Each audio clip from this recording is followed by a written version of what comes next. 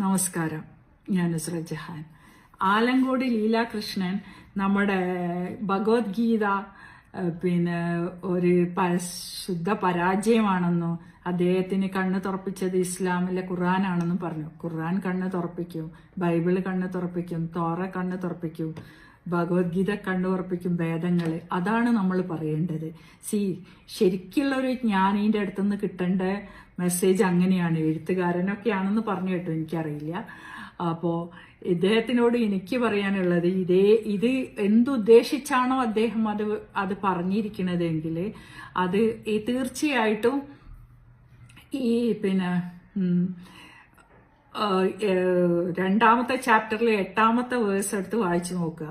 തളർന്നിരിക്കുന്ന അർജുനനോട് കൃഷ്ണൻ എത്ര യുദ്ധം ചെയ്യാൻ പറഞ്ഞിട്ട് യുദ്ധത്തിന് പുറപ്പെടാതെ തളർന്നിരുന്ന് കുറെ കാരണങ്ങൾ പറഞ്ഞ് യുദ്ധം വേണ്ടാന്നുള്ളതിന്റെ കാരണങ്ങൾ പറഞ്ഞ് തളർന്നിരിക്കുന്ന അർജുനനെ കാണുമ്പോൾ ധൃതരാഷ്ട്രരോട് സഞ്ജയൻ ആരാന്നറിയാലോ, ആകെ ആ യുദ്ധത്തിന്റെ കമന്ററി പോലെ ധൃതരാഷ്ട്രക്ക് പറയാൻ വേണ്ടിയിട്ട് പറഞ്ഞു കൊടുക്കാൻ വെച്ച ഒരാളാണ്. കാരണം ധൃതരാഷ്ട്രർക്ക് കണ്ണ് കാണൂല. സഞ്ജയനാണെങ്കിൽ വ്യാസമഹർഷിന്റെ അനുഗ്രഹം കിട്ടിയാണ്. എന്തും ഒരു ജ്ഞാനം ഉണ്ടാവും, ആ സ്ഥലത്തില്ലെങ്കിലും എല്ലാം കാണാനുള്ള ഒരു വരം കിട്ടിയ ഒരാളാണ് സഞ്ജയൻ. ആ സഞ്ജയൻ കമന്ററി പോലെ ഇന്നത്തെ കാലത്ത് എല്ലാത്തിലും ശാസ്ത്രം അതിലുണ്ട്. വേദ ആൻഡ് ആർഷഭാരതം ഇസ് സയന്റിഫിക്കൽ എന്ന് പറയുന്ന അതാ.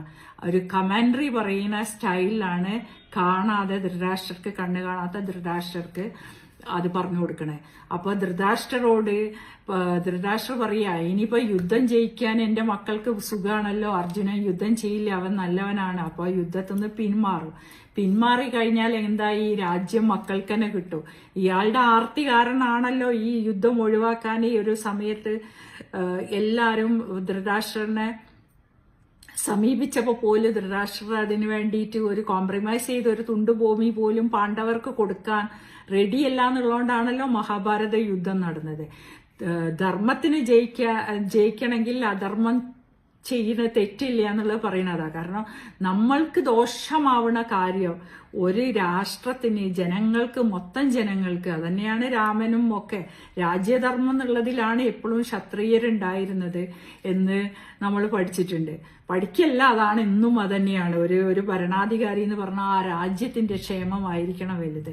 അപ്പൊ പാണ്ഡവന്മാർ ഇതെല്ലാം കണ്ട് സഹിച്ചാണ് യുദ്ധം ചെയ്യാൻ പോണതും കൃഷ്ണൻ ചെയ്യാൻ പറയുമ്പോൾ ഈ കൃഷ്ണന്റെ മുമ്പിൽ തളർന്നിരിക്കണ അർജുനനെ കണ്ട് സന്തോഷിക്കുന്ന ധൃതരാഷ്ട്രന്റെ ആണ് അവിടുത്തെ അഹങ്കാരത്തിനെയാണ് അവിടെ കാണിക്കുന്നത്. ഇത്രയൊക്കെ ചെയ്തിട്ടും ആർക്കും ഒരു കോംപ്രമൈസ് ഇല്ലാതെ വീണ്ടും ഒരു രാജ്യം കിട്ടുക. അപ്പൊ ഇവിടെ എനിക്ക് പറയാനുള്ളത്, ഈ സഞ്ജയൻ പറഞ്ഞ അതേ വാക്കുകൾ ധൃതരാഷ്ട്രരോട്. യുദ്ധക്കളത്തിലുള്ളത് സാക്ഷാൽ ഭഗവാൻ ശ്രീകൃഷ്ണനാണെന്നും ഈ പ്രപഞ്ചത്തിലെ ഏറ്റവും വലിയ യുദ്ധമാണ് ഈ ഒരു മഹാഭാരത യുദ്ധം എന്ന് പറയുന്ന യുദ്ധം.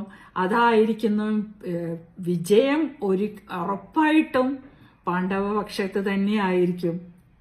അതിനുവേണ്ടി സന്തോഷിക്കേണ്ട, നിങ്ങളെ മക്കൾ അതിന് മാത്രമുള്ള ഗുണങ്ങളൊന്നും ഇവിടെ ചെയ്തിട്ടില്ല. അപ്പൊ അത് തന്നെയാണ് പറയാനുള്ളത്. ഭാരതത്തിന്റെ 24 ഇലക്ഷൻ വെച്ചാണ് ഭഗവത്ഗീതനെ പോലും ആക്ഷേപിക്കുന്നതെങ്കിൽ ആക്ഷേപിക്കാന് സാക്ഷാൽ നരേന്ദ്രമോദി ദ്വാരക വരെ വെള്ളത്തിനടിയിൽ പോയി തൊഴുതു വന്ന സാക്ഷാൽ ദൈവത്തിന്റെ ഒരു അവതാരം. കാലാകാലങ്ങളിൽ അവതാരങ്ങൾ ജനിക്കുന്നുള്ളത് എല്ലാ മതത്തിലും പറഞ്ഞിട്ടേ, ഖുർആനിലും പറയണ്ടേ. കാലാകാലങ്ങളിൽ സൂഫി ഭാര്യന്മാരും അമ്പിയാക്കളും സാബിമാരും ഉണ്ടാവും. അതേപോലെ തന്നെയാണ് വേദത്തിലും പറഞ്ഞത്. ഈശന്മാരും ഗുരുക്കന്മാരും കാലാകാലം ധർമ്മം ഇല്ലാതാവുമ്പോ അവിടെ വരും. യഥായഥായ ധർമ്മസ്ഥ, ആ ഒരു വാക്ക് തുടങ്ങുന്നത് അതല്ലേ. അപ്പോ ധർമ്മം സ്ഥാപിക്കാൻ വേണ്ടിയിട്ട് അവതാരങ്ങൾ വരുന്നു. ആ നരേന്ദ്രമോദിയാണ് ഇന്ത്യയെ നയിക്കാന്ന് തീർച്ചയായിട്ടും ഉറപ്പാണ്. തീർച്ചയായിട്ടും ഇതിനു വേണ്ടിയിട്ട് ഒരു ഭഗവത്ഗീതനെയോ വേദങ്ങളെയോ ഒന്നും തള്ളി പറയേണ്ട ആവശ്യം ആലങ്കോടിനോ ബാക്കി പരിവാരങ്ങൾക്കോ ഇല്ല. സാക്ഷാൽ കൃഷ്ണൻ മഹാഭാരത യുദ്ധം നയിച്ച പോലെ 24 ഇലക്ഷനും നരേന്ദ്രമോദി തന്നെ നയിക്കും.